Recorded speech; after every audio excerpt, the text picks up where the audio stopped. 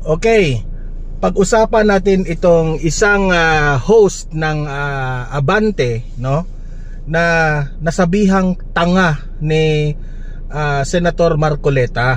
Okay, they invited Senator Marcoleta para sa kanilang programa at hindi ko maintindihan bakit itong host na ito ay nakipagdebate kay Senator Marcoleta, 'di ba?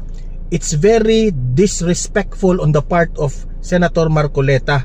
Kaya deserve mong tinawag kang tanga ni Senator Marcoleta. Dito natin mapapatunayan na itong kagaya nitong mga host na ito ng mga media ay hindi po nagre-research. Tapos nakipagdebate pa kayo kay Marcoleta. Tapos sila pa yung nag-i-invite sa tao, tapos binastos pa nila, ha? Kung hindi nila nagugustuhan ang sagot, ang nagtanong sila kay Marcoleta. Ngayon na hindi nila nagugustuhan yung sagot ni Marcoleta, sila po yung magagalit at babastusin nila na kaagad nilang pinutol ang interview ni Marcoleta. Bastos eh. Tingnan nyo kung gaano kabastos itong host na ito, ng Abante. Tingnan nyo kung paano napahiya itong host. Siya mismo ang nag-create ng ganitong style na interview. Siya yung nabastos. Okay? Binastos mo si Marcoleta, ikaw ngayon ang napahiya. Pakinggan yung mabuti, ha. Pakinggan yung mabuti kung paano siya napahiya sa sarili niyang mantika. Play. Sen, ano ho ba ang description nung binabanggit nyo kaninang independent director? Hindi rin nyo alam. Well, may mga idea ho kami, pero mas maganda ho sa inyo nang galing yan. Yung independent director, unang-una, wala kang pagmimay-ari sa isang kumpanya. Dapat ganon. Pangalawa, wala kang kinalaman sa management. Pangatlo, kailangan wala kang relasyon by consanguinity. By the way, pinag-uusapan rito yung sinangkot nila ngayon si Senator Marcoleta dito sa asawa ni Senator Marcoleta na independent director, no? Sa isang insurance company na inaplaya ng mga diskaya. Okay? So pilit nilang isangkot si Marcoleta na si Marcoleta raw walang delikadesa. Ganon yung ano nila, atake nila kay Marcoleta, pero hindi yan uubra kay Marcoleta. Panoorin nyo. The second degree civil affinity sa mga shareholders. Opo. Kaya dapat independent ka. Ang tungkulin mo lang kung sakaling may kakayahan kang mag-advise sa good governance, ma-protection ng mga minority shareholders. Ito kasi ang hinihingi ng Insurance Code of the Philippines. Nagkataon na siguro gusto nilang ganun ang maging kalagayan ng asawa ko. Hinirang nila ng ganun. So pumayag naman. Anong masama doon? Ngayon, ang insurance company, lahat naman nagko-cover ng kahit anong mga kumpanya sa lahat ng mga industriya, lahat ng sektor ng ating ekonomiya, pati sa transportation, lahat. Bakit naman gagawa ng usap ang asawa ko para lang makakuha sila ng ipupukol? Very clear, very clear ang explanation ni Marcoleta.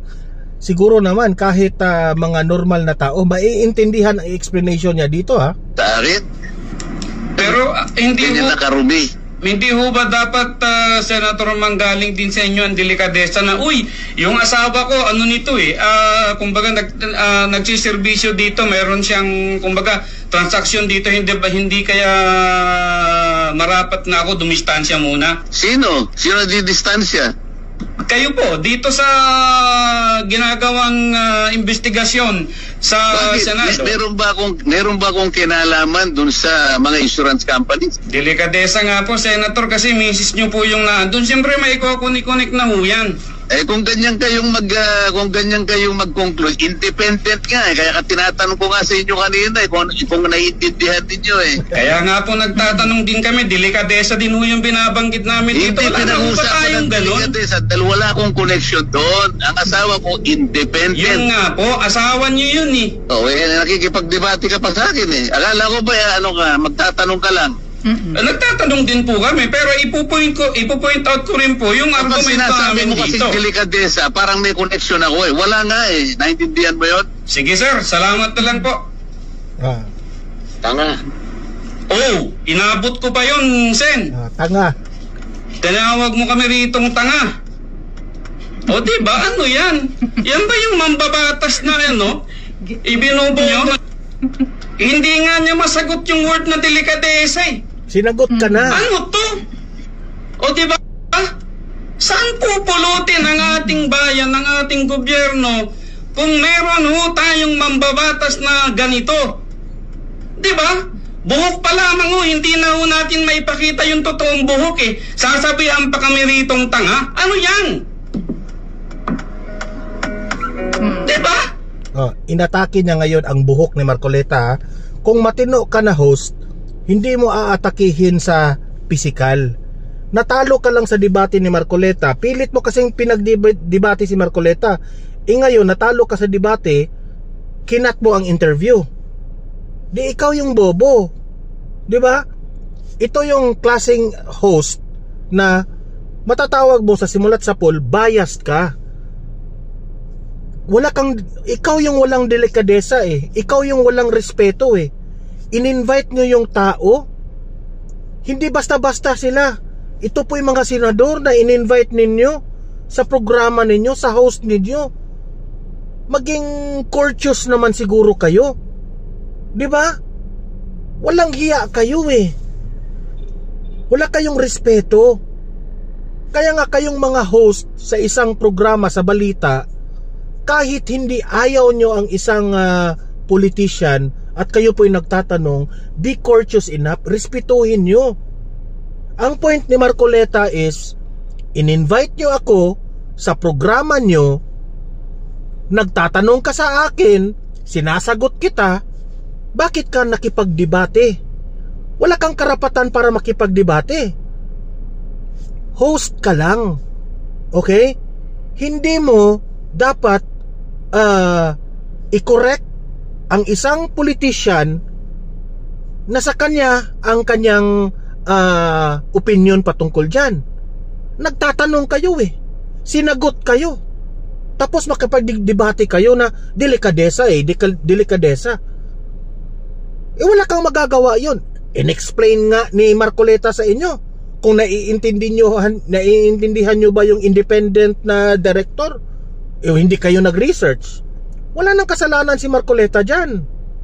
Ang hirap sa inyo, nag-i-invite kayo ng mga politicians na hindi pa basta pasalamat nga kayo, in-entertain ninyo ha. Sa sobrang busy ni Senator Marcoleta ay pinagbigyan pa kayo ng pagkakataon na binigyan kayo ng oras para ma-interview. Itong mga senador na ito, mga busy person po ito. Pasalamat nga kayo eh. Tinanggap ni Marcoleta ang interview ninyo. Tapos gaganyanin mo. Sasabihin mo kasi natalo ka na sa ayaw mo yung explanation ni Marcoleta, magagalit ka. Sabihin mo, delikadesa nga eh. So sinabi ni Marcoleta dito, makikidebate ka pa sa akin? Akala ko ba magtatanong lang kayo sa akin? In-invite nyo si Marcoleta para tanungin nyo.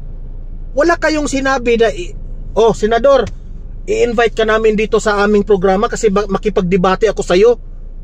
Wala kayong ganon. In the first place, mali-mali pa yung argumento nyo. Wala ngang koneksyon si Senator Marcoleta dyan sa insurance company kung saan nagtatrabaho ang kanyang asawa dyan. Okay? Isa lang siya po sa mga board of directors, independent directors pa nga eh. Wala siyang kinalaman dyan. Sino bang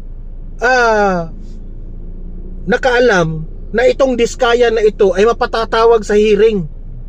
Diba? Wala naman. At itong mga insurance company, lahat kinikater kung sino ang nag-a-apply. It's just like meron kang sasakyan, diba? Hindi naman pipili ang mga insurance company kung sino ang kanilang mga kliyente. Diba? Kung meron kang ikabayad sa insurance, you can apply. Diba? So kung sasabihin mo na sana may delikadesa ka naman, Senator Marcoleta, dahil ang asawa mo. Bakit? Pinili ba yan ni Marcoleta? Ha? Pinili ba yan ni Marcoleta na maging senador siya? Maging Senate Blue hearing, maging senador at chairman ng Blue Ribbon Committee at that time? At ngayon ay sumali siya dyan sa questioning dyan sa Blue Ribbon Committee? Binoto yan ng taong bayan para magserbisyo sa taong bayan. Hindi po para protektahan ang mga diskaya. Kilala mo ang mga Marcoleta. Sila lang po ay nakasubaybay kung ano yung batas. Wala namang linalalabag sa batas eh. Okay, talking about delikadesa, kasi sinabi mo na nga walang delikadesa itong si Marcoleta kasi nag-join dito sa hearing ng Blue Ribbon Committee na yung diskaya is part of that insurance na tinabahuan ng kanyang asawa. Okay, talking about delikadesa, ikaw may delikadesa ka ba na in-invite mo itong mga senador na ito na super busy? At hindi pa basta-bastang senador ito, ha? Kilalang senador ito. Sinabi na ngang in-explain na lahat ni Marcoleta sa'yo, ayaw mong tanggapin, nagtanong ka. Kung hindi mo tanggap yung explanation ni Marcoleta, kung hindi ka sang-ayon, kagaya nila Karen Davila, kagaya na nila Ted Filon, kagaya nila ni sino pa, Ed Lingaw, marami yung mga ini-interview na mga politicians na hindi sila sang-ayon, pero nire-respeto kung ano yung sagot. Ikaw, wala kang respeto. Obvious na obvious ka naman na ayaw mo dito sa senador na si Marcoleta. Ayaw mo, di ba? Huwag mong ilaglag ang isang in-invite nyo na senador. Imagine that one, nag-i-invite ka ng senador, interviewin mo sa programa ninyo, tapos ilalaglag mo? Is that the right thing to do? Itong host na ito, pumasa ka ba? May protocol kayo, di ba? Sa totoo lang, hindi ka pa nga kilalang host, pero ang lalaki mo ng ulo mo. Pangalawa, itong host na ito, pwede itong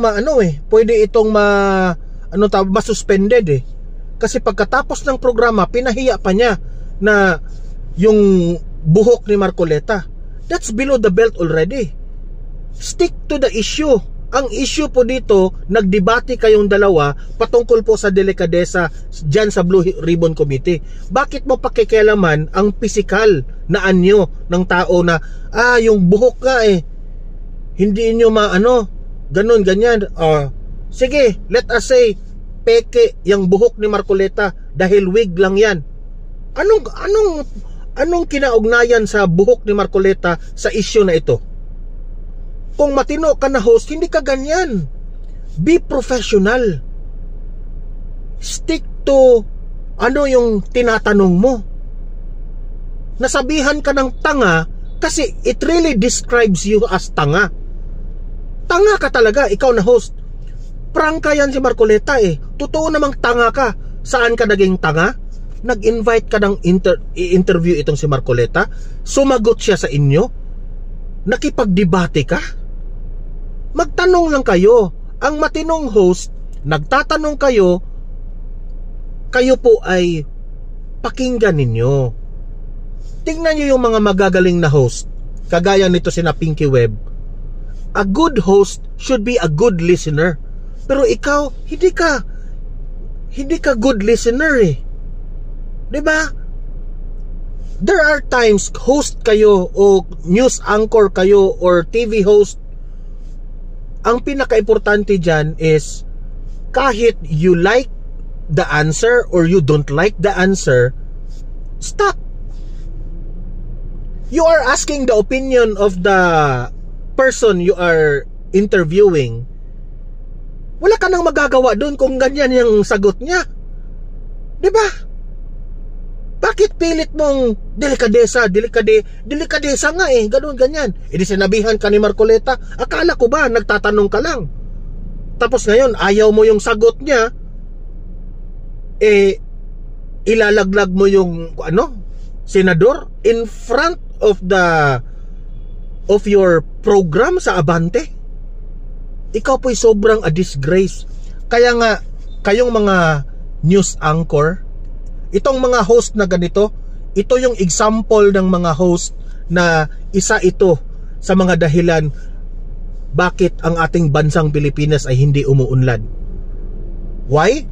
Because you are giving trouble araw-araw sa ating bayan. Yan, maraming ang nagfi-fake news na mga mainstream media. Di ko sinabing sila ha, pero marami na kayo yung dahilan kaya hanggang ngayon divided ang tao ng bansang Pilipinas. Sobra sir, sobra ka pong nakakahiya. Sobra kang nakakahiya sa totoo lang.